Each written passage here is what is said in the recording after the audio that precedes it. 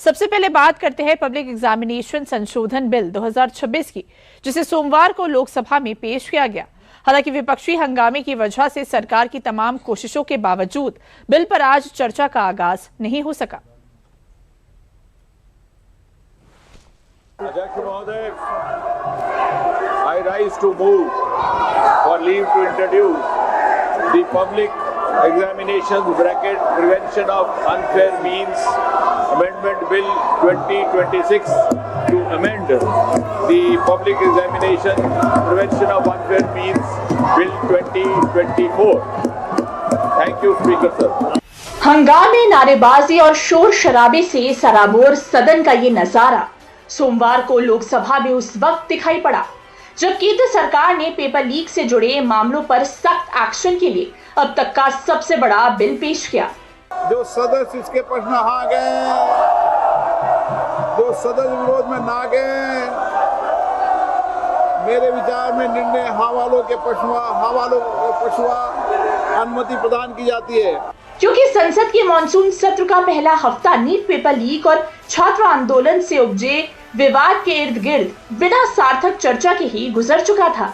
ऐसे में सत्र के दूसरे हफ्ते की शुरुआत पर देश भर के करोड़ों छात्रों के हितों के लिहाज से बेहद खास ये बिल जब लोकसभा में पेश हुआ तो कायदे से नंबर तो इस बिल पर पक्ष और विपक्ष की ओर से रचनात्मक बहस का था, लेकिन विपक्ष ने बिल पेश होते ही ऐसा हंगामा खड़ा किया कि लोकसभा की कार्यवाही को पहले 2 बजे और फिर 5 बजे तक के लिए स्थगित करना पड़ गया।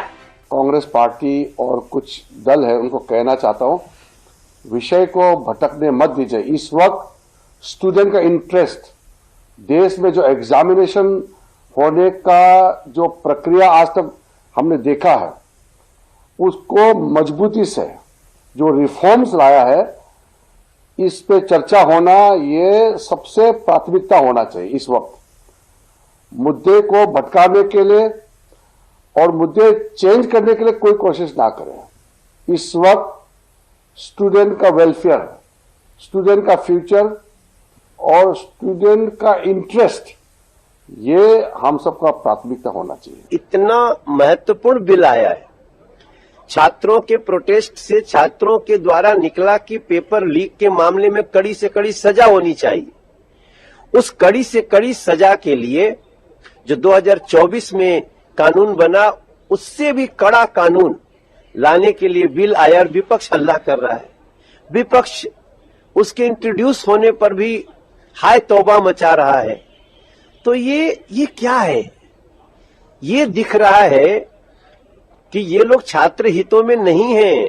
सदन में हुए विपक्ष के हंगामे को लेकर बीजेपी साफ तौर पर यह आरोप लगा रही है कि देश के करोड़ों छात्रों के भविष्य और परीक्षा सुधारों से विपक्ष का कोई सरोकार नहीं है।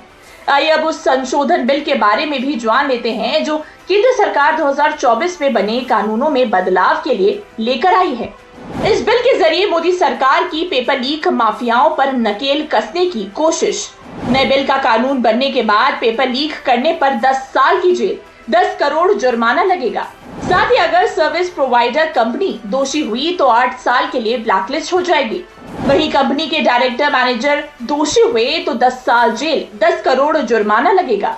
इसके साथ ही कोचिंग संस्थान पेपर लीक में शामिल हुए तो संपत्ति जब्त होगी। इस बिल के कानून की शक्ल लेने के बाद सभी राज्यों और केंद्र शासित प्रदेशों को फास्ट ट्रैक कोर्ट गठित करने का अधिकार दिया जाएगा।